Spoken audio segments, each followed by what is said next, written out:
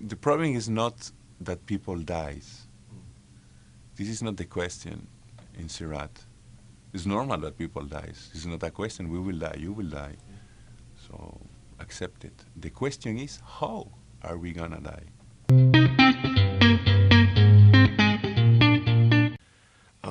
Oliver, it is an absolute joy to speak with you. Thank you so much for the time. You're welcome, Steve. You're welcome, Steve. Honestly, this is one of the films of the fest that genuinely dropped my jaw. And that hasn't happened to me in a film in a long time. I sat there in a film just aghast. It's just such an incredible piece. Where did it come from?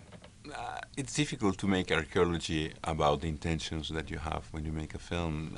You have images, you have intentions, you have ideas, and I mean, I have to tell you that just that I really wanted to experiment death. I think it's something that is important. We are not doing this. We are escaping from death.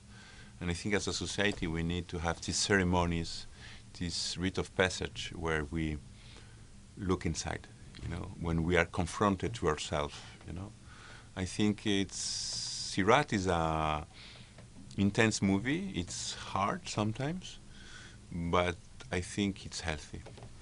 It's a good medicine. I love the way that you speak about this film because that's how I felt about it. This is a film that ebbs and flows, but is so cohesive. But it's really is that conversation about life and death, and we see these characters. They want to plan, but life feels almost random. And I wondered, from your perspective, do you think that there's a randomness to life, and do we try to plan too much? I don't know if I understand your question, but I'm one of these people who feels that there is not a leaf on a tree that doesn't move for a perfect and intelligent reason. So, from my perspective, everything is well written. The script of life is well written. Sometimes it's hard, but it's hard because life doesn't give us what we are looking for. Life gives us what we need. And this is different. We struggle. We think life is unfair, life is but yes, I think what happened to the characters of Sirat is strong, it's heavy. A spectator will feel this, like if the spectator was the character. I think the level of identification with the characters is strong in the film. They will be traveling in Morocco. I think spectators, but it has to be like this. There is a kind of serenity. That life is giving us, is allowing the characters of Sirat to grow, to look inside. I wanted to ask you, with that in mind, about family.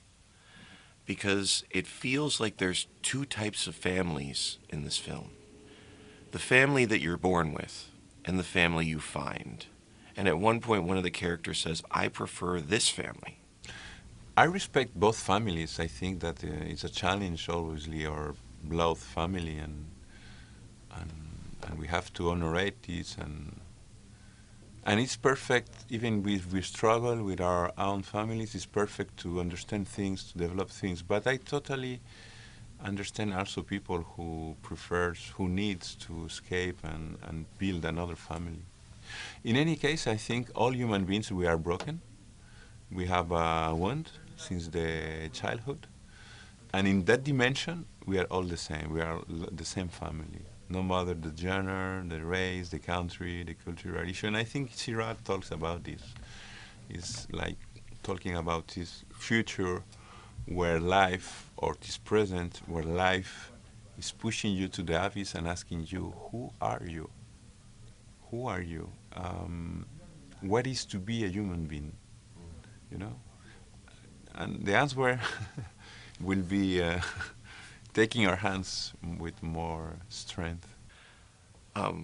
With that being said, does that tie into your idea of using rave music? Because the rave is more than just, feels like more than a dance in this film. It feels like there's purpose behind it. Rave culture is not only partying; it's also the trip, the traveling. You know, to travel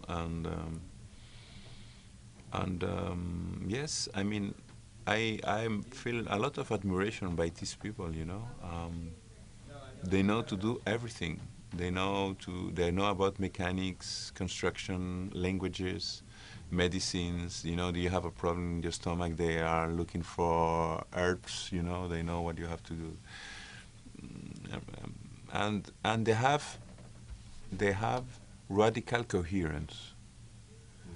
I think we try, all of us, to have coherence. It's not easy, you know, to have your values and what you do at the same level, you know, and dialogue, you know.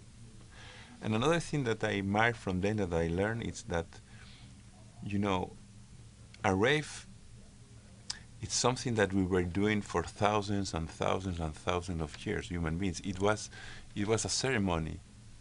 It has a sacred side, you know. I mean, it's a place where society can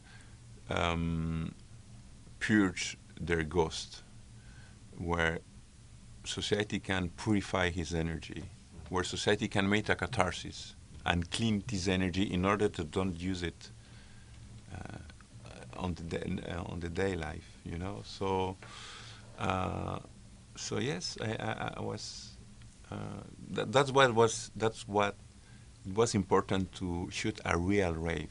We organize it in the border with friends, and we invite real punks, you know, that they express this fragility of human being nowadays.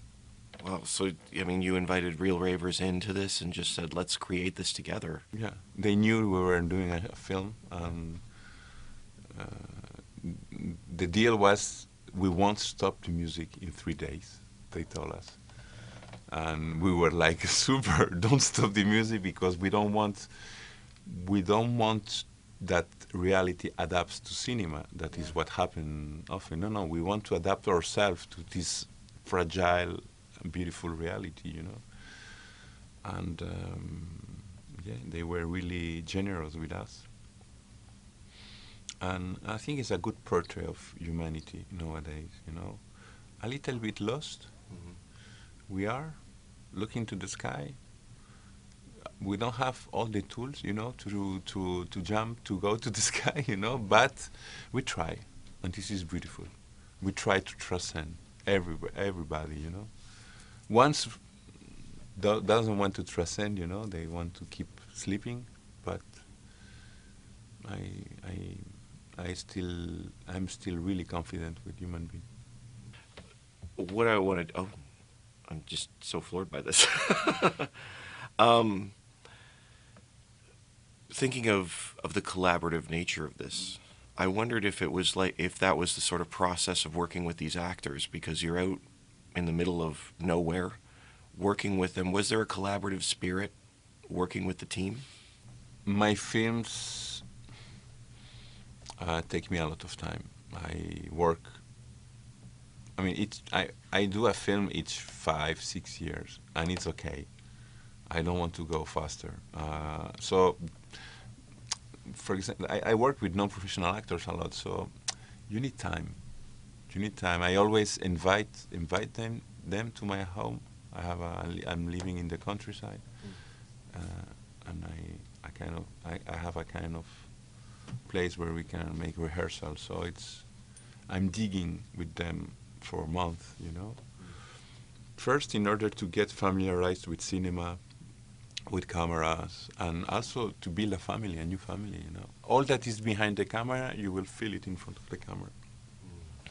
After, it was the first time I was working with a professional actor, Sergi Lopez, and he was great. I mean, helping the non-professional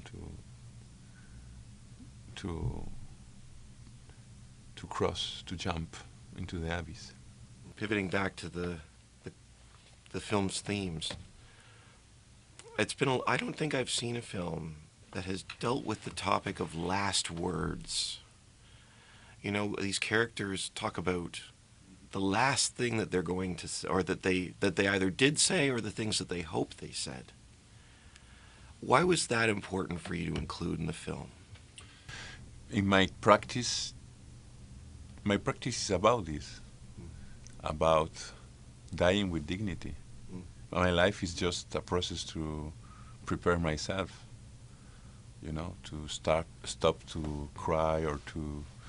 I mean, it's not bad to cry, but I don't know. How do you say how a kid can cry? You know, when when you do it on a non-mature way, you know, to yell, protest, Yeah. kind. So this is important, you know. I mean, human being until last second of his life, he can transcend himself. He can change, you know. So it's the problem is not that people dies. This is not the question in Sirat. It's normal that people dies. It's not a question. We will die. You will die.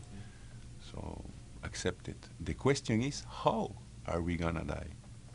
You know, this is the thing. So they are talking about this, about the grandiose death, la muerte grande, about how to come back home with dignity, and they do. People die in Sirat, but they die dancing, helping. Their values are over their ego. You know, this is a good thing. I would like to have a death like this. Imagine you are dancing and you die, you know, and bam. It's such a shock, and there's such shocking moments, but you're right. There is a dignity attached. It's a beautiful thing and a horrifying thing at the same time. It's mythological on the rave culture to die in the dance floor. Really? By a heart attack. Yeah, there is a connection with the spiritual chivalry. Chivalry, can I say? You know, the hero who wants to die doing his mission.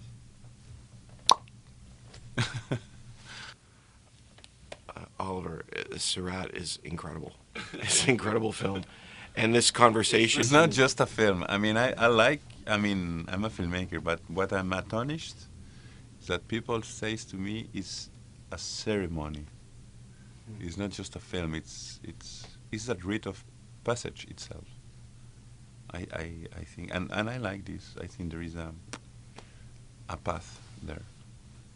I don't say this lightly. This is a spiritual experience, and I really appreciate it. Thank you. I really appreciate it. I like to hear this. Thank you so much for the time, Oliver. It is just a beautiful Thank you. Thank you, Steve.